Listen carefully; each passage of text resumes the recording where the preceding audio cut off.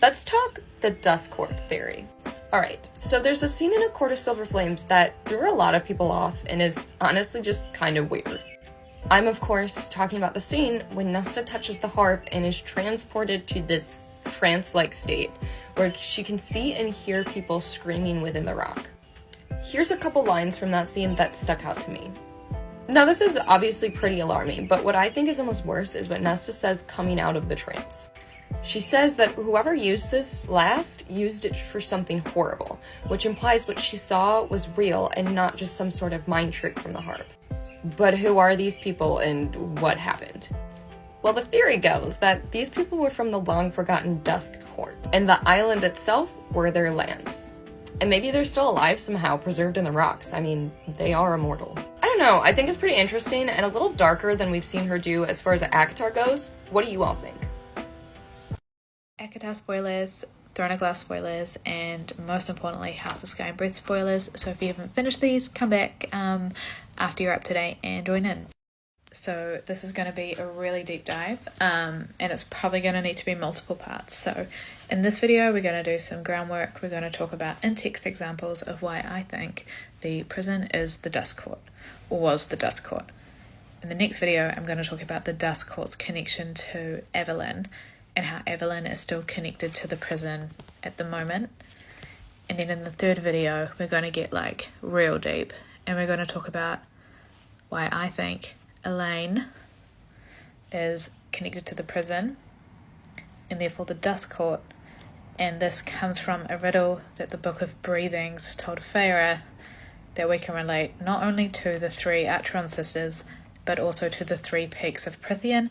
This is the prison, Romeo, and the mountain, as in under the mountain, which is the big mountain in the middle of Prythian. So we're going to get progressively more unhinged as we go into this. For context, we're going to look at a few things that most of us already know, parallels between the Dusk Court and the prison. So we'll start with the most recent piece of information we've been given from the Aseri, who say that Bryce's ancestors hail from an isle off a mainland where it's perpetually twilight or dusk, but the mainland contains all manner of climates. So mainland's Prythian, her isle, the Dusk Court, is the island of the prison.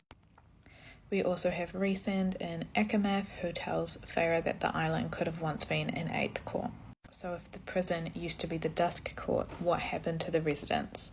And the answer is they're still there. Again, in Akamath, when Feyre is looking along the walls, she describes them as being so rough-hewn that the jagged bits could have been a nose, a craggy brow, or a set of sneering lips. This idea of people in the walls directly foreshadows Nesta's vision in A Court of Silver Flames. When she grabs the harp, she sees a vision of the last time it was used. She sees Faye screamed, pounding on stone that hadn't been there a moment before, begging to be let out, clawing at stone, tearing their nails, but the way back was forever sealed. So the members of the Dusk Court are still there. We also know that Nesta found the harp in a room that's covered in word marks, so there is more to the prison than just cells. As for the physical description of the prison, it's a large cavernous mountain on an island surrounded by violent seas. It also has a shroud of mist and a big grassy slope leading up to the entrance. To recap, the prison used to be the Dusk Court and the residents are still there, trapped in the walls. I am back with a theory regarding Nesta and the prison. I'm doing a little reread of ACOTAR, and this part really stuck out to me. So I think the prison used to be the Dusk Court. So Nesta is asking Cassian like who even put the harp there, and he's like, your guess is as good as mine. Someone who existed before the High Lords ruled. Rhys told me once that this island might have even been an 8th court. It would make sense that the prison could be the Dusk Court because there are 4 seasonal courts and there's only 3 solar courts. So if we add Dusk, then it'd be 4 and 4. Okay, and then there's this. And now Nesta is looking at the carvings around the harp, and she's like, I think these are stars, constellations. And Cassian's like, well, this is the night court. But she's like, but it felt different from night court magic somehow. And I hope I did not lose you, because I think that Nesta could be the High Lady of the Dusk Court. Because Miss Janet does not put anything that she doesn't mean, okay? Nesta continues on to say, like, she had the creeping feeling she'd been brought here.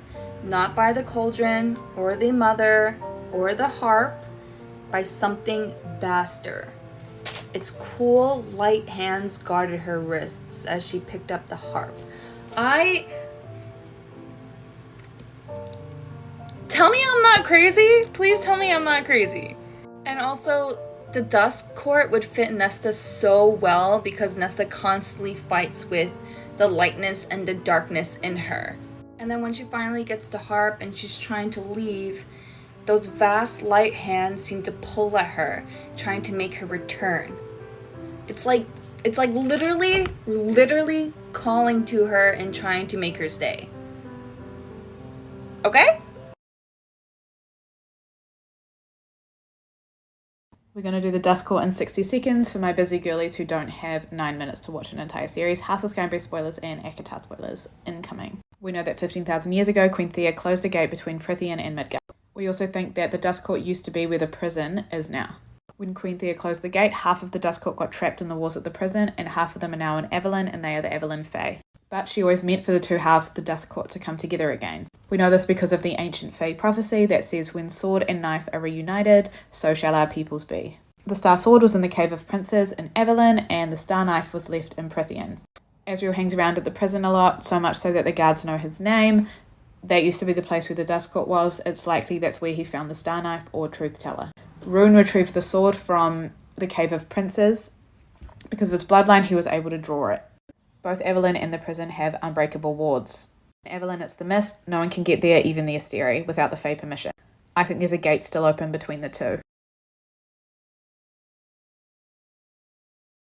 We're getting into some good stuff today. Hi, my name is Abigail, aka Starlight Books, and welcome back to the Truth Teller series, where I go through every single ACOTAR book, dissecting and analyzing and showcasing different Elaine and Azrael moments to prove that they are in fact endgame. Let's get into it, bestie.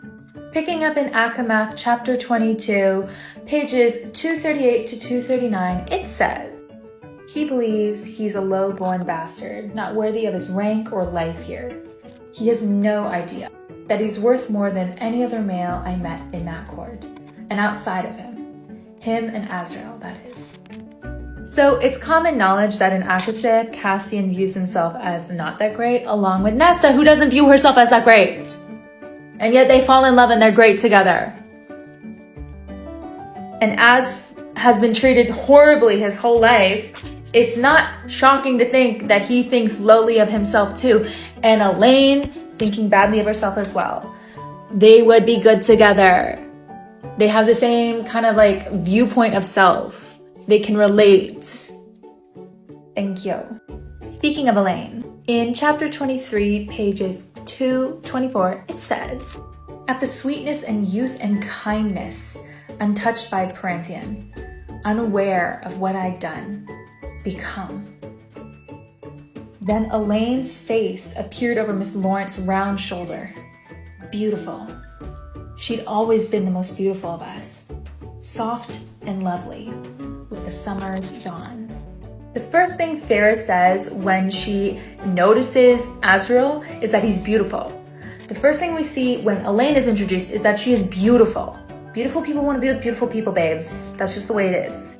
Azrael's associated with night. Elaine is associated with dawn and brightness and day. The Dawn Court, I am absolutely a stan.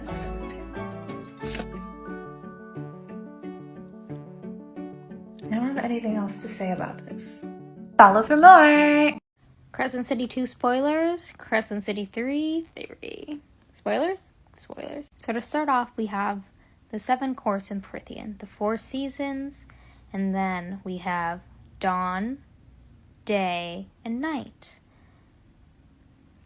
There's another part of the time of day. We have dusk. So a lot of people have theorized for ages that there used to be a Dusk court at one point. There's hints about like a lost court and like lost people and stuff, and the thought was the Dusk court. We have been proven right. Regulus tells Bryce when she's looking at the Dusk files that her people came from a little island off the coast of a world with seasons and in a perpetual twilight. Twilight would be dusk. Synonyms. So we know it is an island. There's also an island over here. But we're thinking prison is the island. But technically it could be this island too. So essentially, 15,000 years ago, the Asteri would try to take over Prythian, but the Dusk Court took them out and they got trapped on the other side with Midgard. Queen Thea, who we think ruled the Dusk Court, or all of Prythian. She was the one to put up the barrier, prevent them ever from going back to Prythian. But during this, pretty much it sounds like pretty much all the Dusk Court got sent over to Midgard. That is Bryce's heritage. That is where her starborn powers come from.